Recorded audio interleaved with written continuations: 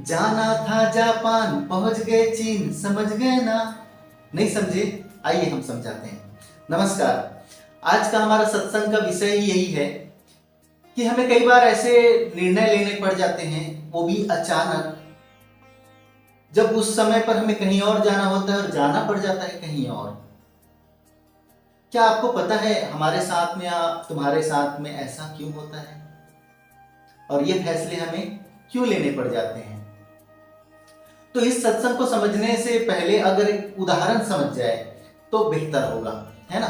तो ये उदाहरण ऐसा है जैसे सूर्य से निकला हुआ प्रकाश की गति सीधी होती है। वो सूर्य से निकलता है और कहीं ना कहीं जाकर वो टकराता है, वहां पर वो समाप्त हो जाता है ना?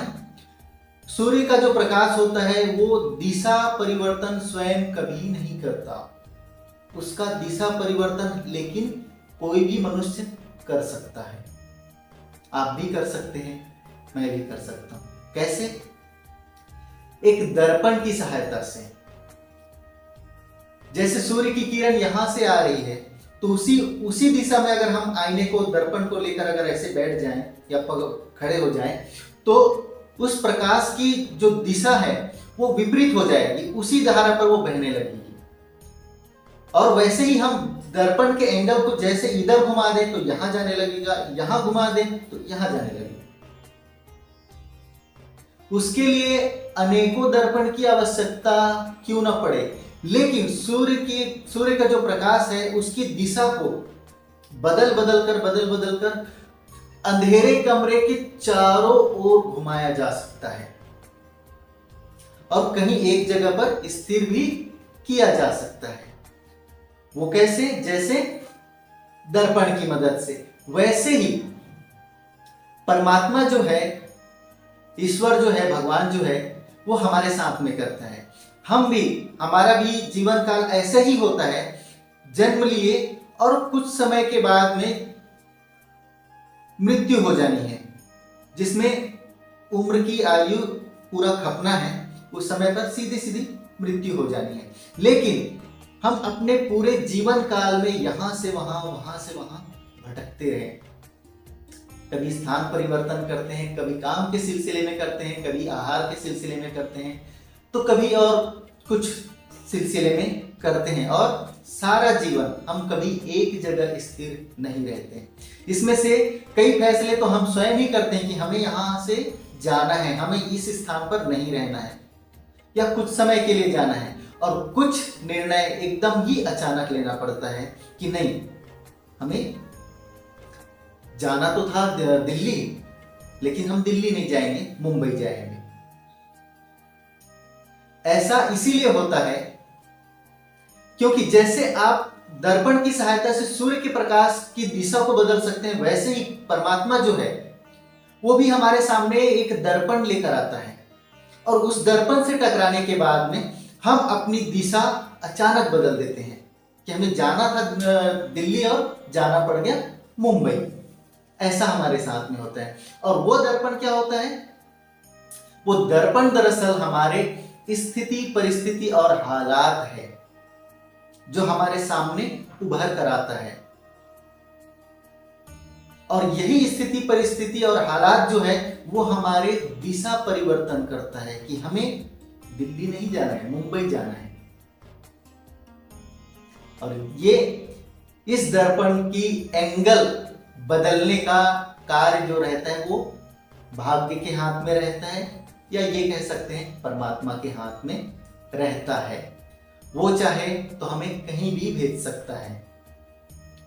वो ऐसी स्थिति और परिस्थिति, हालात लाकर खड़ा कर देता है कि तुम्हारे पास उतना साधन नहीं होने के बाद में भी तुम कभी मुंबई तो कभी अमेरिका भी जाना पड़ जाता है और चले जाते हैं। ये स्थिति और परिस्थिति तो हमारे सामने परमात्मा लाते ही हैं, साथ में जाने के लिए साधन भी लेकर आ जाते हैं। कई बार आपके साथ में ऐसा हुआ रहेगा कि आपकी जेब में तो फूटी कौड़ी भी नहीं था, लेकिन आप इतनी दूर चले आए और वो भी अचानक फैसला हुआ कि नहीं, हमें जाना चाहिए, यहाँ हमें कार्य करना है या नौकरी करना है या कुछ दूसरा कार्य करना है। ये कार्य होता है भाग्य का या परमात्मा का।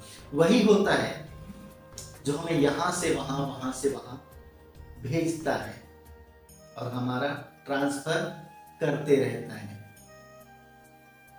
वैसे ही जैसे कोई बहुत बड़ा डॉक्टर बन गया, सर्जन बन गया, है ना, वो सोचता है कि मैं यहीं अपने देश में रहकर अपने लोगों का, अपने देश के लोगों की सेवा करूंगा, उनका ट्रीटमेंट करूंगा, इलाज करूंगा।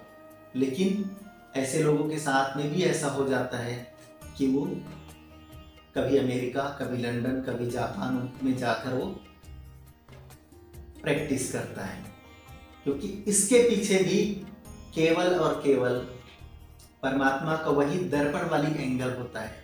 ये परमात्मा ही है जो सब कुछ कराता है। हम अपनी मर्जी से कुछ नहीं करते। हम भले कहते हैं कि हमने किया है और हमारी मर्जी से हुई है। कई बार ऐसा होता है कि हमारा जो सोच है और जो परमात्मा का जो निर्णय है कि इसके यहाँ भेजना है, वो मिल जाता है। इसकी वजह से हमको लगता है कि हाँ, ये हमारी सोच है, हमने किया है। सच यही है कि वो भी यही चाहता था कि तुम ये करो, इसके वजह से हो गया।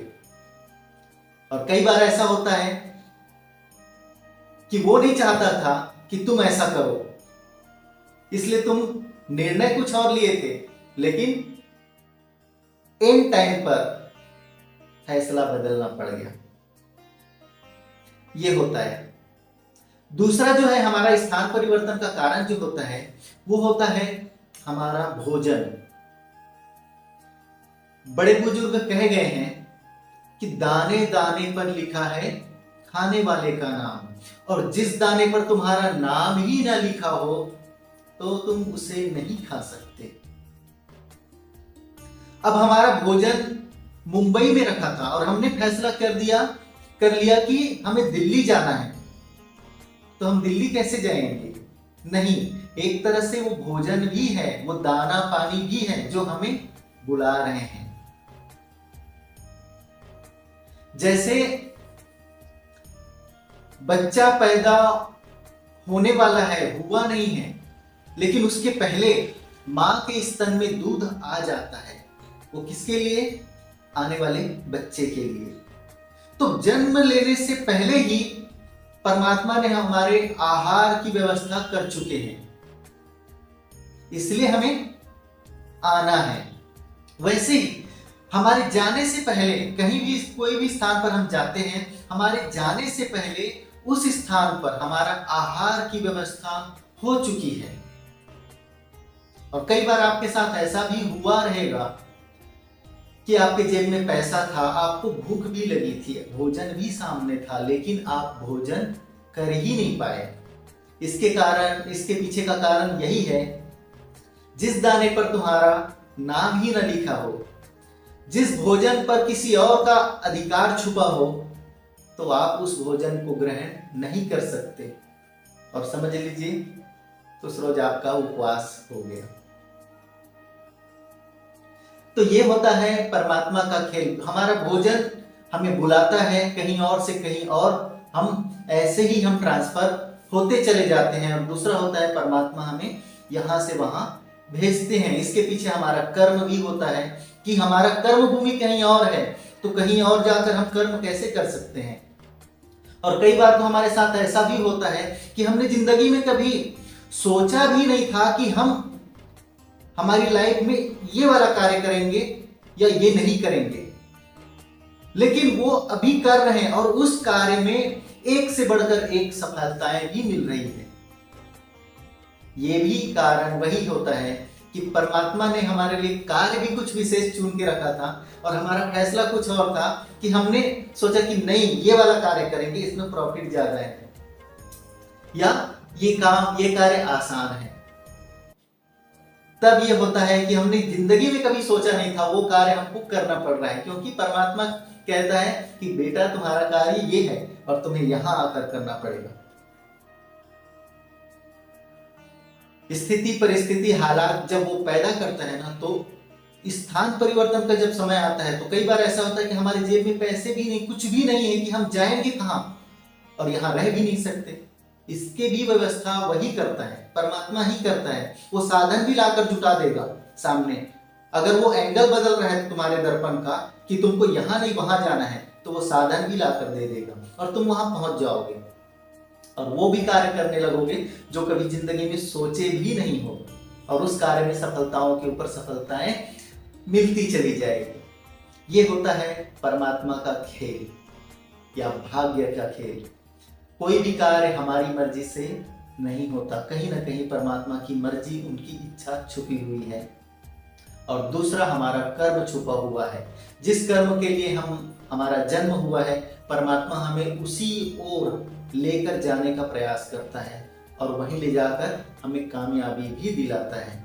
कई बार ऐसा होता है कि हम अपने कर्मों से करते करते बहुत देर हो चुकी, अभी सफलता नहीं मिल रही, सफलता नहीं मिल रही, हार जाते हैं या हार मान जाते हैं।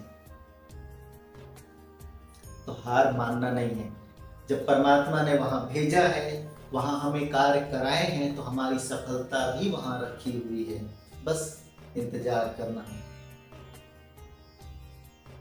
तो ये होता है परमात्मा का खेल, ये होता है भाग्य का खेल। हम सोचते हैं कि हम आजाद हैं, हम आजाद पंछी हैं, हम अपनी मर्जी से करते हैं सब कुछ। ये सच नहीं है। जब पेड़ का एक पत्ता परमात्मा की मर्जी के बिना हिल नहीं सकता, तो हम यहां से वहां कैसे जा सकते हैं? हम भी उसी के मर्जी से जाते हैं और हमारे भाग्य के मर्जी से जाते हैं। यह हो गया आज का सत्संग का विश्लेषण। आज का सत्संग कैसा लगा आप हमें कमेंट करके जरूर बताइएगा। और अगला सत्संग जो हमारा रहेगा वो रहेगा भाग्य का फल, कर्म का फल, भाग्य का खेल। यह हमारा अगला सत्संग रहेगा। तो मिलते हैं अगले सत्संग में, तब तक के लिए नमस्कार।